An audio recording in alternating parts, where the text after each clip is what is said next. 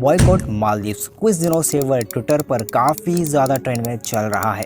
मालदीव्स के मिनिस्टर ने हमारे इंडिया के बारे में काफ़ी बुरा भला बोला है। उनका कहना है कि इंडिया मालदीव्स जैसे कभी बन ही नहीं सकता और इंडिया में काफ़ी सारे लोग ऐसे हैं जो रोड पर टॉयलेट कर देते हैं। लेकिन ये ऐसा क्यों कह रहे हैं? इजी माई ट्रिप ने तो मालदीव्स की बुकिंग लेने से ही मना कर दिया और काफ़ी बड़े बड़े लोग जैसे कि बॉलीवुड एक्टर्स, क्रिकेटर्स ने ट्विटर पर ट्वीट किया है और हैशटैग बॉयकॉट मालदीव्स को ट्विटर पर ट्रेंड बना दिया। मालदीव्स को इंडिया ने काफ़ी ज़्यादा सपोर्ट किया था, फिर यह मालदीव्स चाइना के सामने जाकर क्यों चुक गया और मालदीव्स 58 ईयर्स पुरानी दोस्ती क्यों तोड़ रहा है और इस सब में चाइना का क्या रोल है, तो चलिए दोस्तों डिटेल में समझते हैं। दरअसल कुछ दिन पहले श्री नरेंद्र मोदी जी ने लक्षद्वीप आइलैंड के पास गए थे और उन्होंने ये फोटोज ट्विटर पर अपलोड की और फोटोज हो गई वायरल और इंडिया के लोगों को कहा कि आप लोग भी लक्षद्वीप आइलैंड घूमने के लिए आइए और मोदी जी ने लक्षद्वीप वालों को 1156 करोड़ रुपए दिए थे प्रोजेक्ट्स के लिए। ये देखने के बाद मालदीव्स को मिर्ची लग गई और उन्होंने ये ट्वीट कर दिया और इस सब के बाद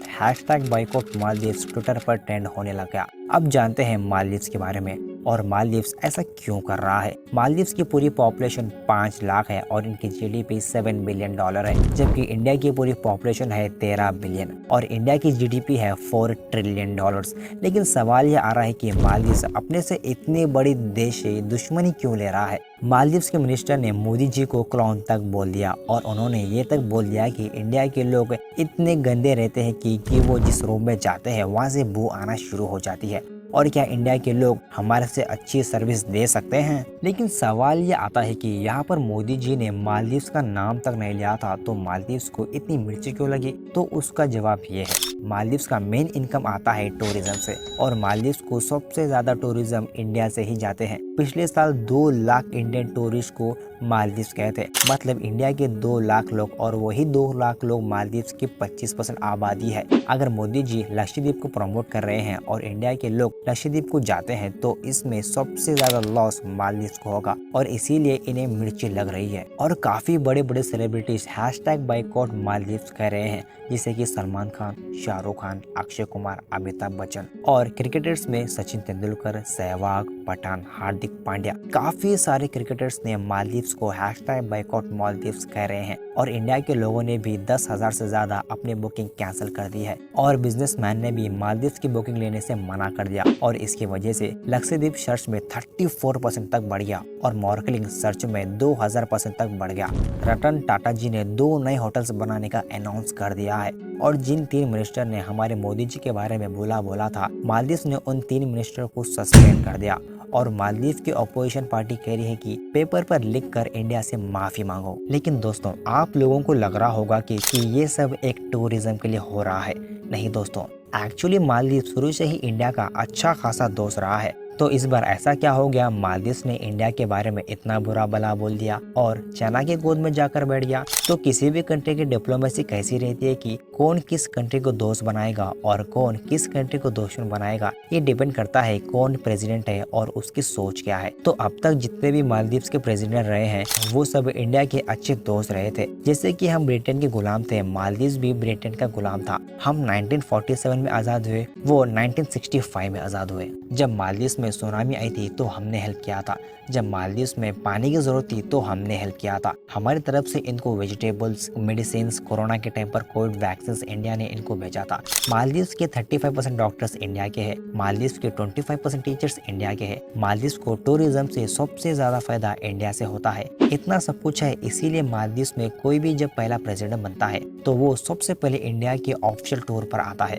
अब आप लोग सोच रहे होंगे कि इंडिया ने मालदीव्स को इतना हेल्प करने के बाद मालदीव्स क्यों चाइना के पास जाकर झुक रहा है। 1965 से लेकर 2012 तक ये काफी अच्छे साल थे इंडिया और मालदीव्स के, और मालदीव्स चाइना से दूर ही रहता था और इंडिया ने मालदीव्स को 2 हेलीकॉप्टर, 1 एयरक्राफ्ट गिफ्ट किया था और 26 से ज्यादा रेडार स्टेशन बना के दिए थे ताकि वो ओशन में निगरानी रख सके और इनको संभालने के लिए एक रिपेयर एंड मेंटेनेंस के लिए 77 आर्मी के लोग एनी टाइम वहाँ पर रहते थे। अगर कोई प्रॉब्लम हो गई तो वो हैंडल कर सके।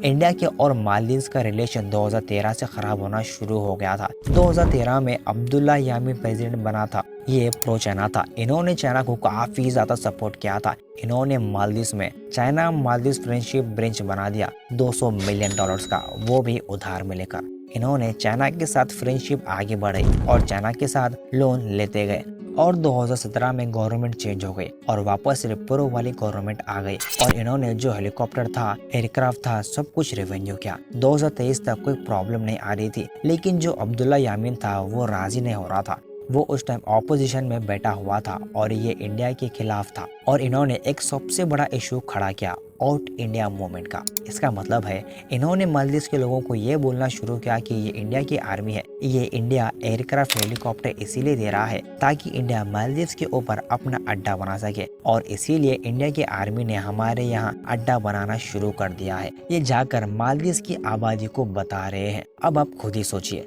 77 आर्मी ऑफिसर मालदीव में रह रहे हैं और 5 लोगों को कब्जा भी कर लेंगे और मालदीव में एक इंडियन को गाड़ी में से बाहर निकाल दिया गया था क्योंकि वो एक इंडियन था। और 2023 में ये मोहम्मद बिजो प्रेसिडेंट बना।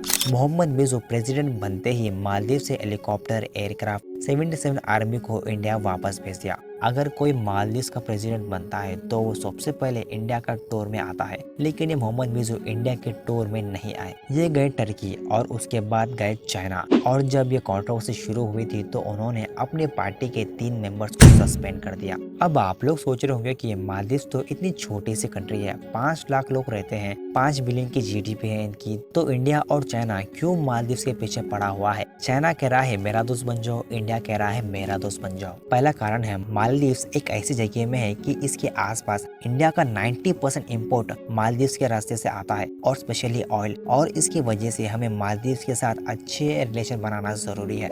दूसरा कारण है जो भी कंट्री होती है उसके मार्टीमेंट बॉर्डर यानी कि समुद्री सीमा के 370 किलोमीटर का एरिया वो उसका माना जाता है। अगर उसके अंदर कुछ भी निकलता है तो उसको किसी की भी परमिशन लेने की जरूरत नहीं है। और मालदीव के 370 किलोमीटर के अंदर जो हमें ग्रीन टेक्नोलॉजी में काफी काम आ सकते हैं। अगर मालदीव से हमारा दोस्त रहता है तो इससे हमें काफी फायदा हो सकता है। अगर ये चाइना के हाथ में चला गया तो इससे काफी नुकसान हो सकता है और इसीलिए हम चाहते हैं कि मालदीव हमारा दोस्त बना रहे। और जो लोग मालदीव को गालियां दे रहे हैं उन्हें भी मैं कुछ बताना चाहता हूँ कि कोई भी दोस्त परमानेंट दोस्त है, कोई भी दुश्मन परमानेंट दुश्मन नहीं है। बस एक गलत प्रेसिडेंट आया हुआ है और इसीलिए मालदीव को गालियां पड़ रही है, वरना मालदीव हमारा अच्छा खासा दोस्त है। क्या पता मालदीव का प्रेसिडेंट चेंज हो जाए और वापस से इंडिया का पूरा आदमी आ जाए। वैसे अगर आपको वीडियो अच्छा लगा तो वीडियो को लाइक कीजिए और चैनल को सब्सक्राइब कीजिए। नीचे डिस्क्रिप्शन में इंस्टा और सोशल का लिंक है, फॉलो या सब्सक्राइब कर सकते हैं। मिलते हैं अगले वीडियो में।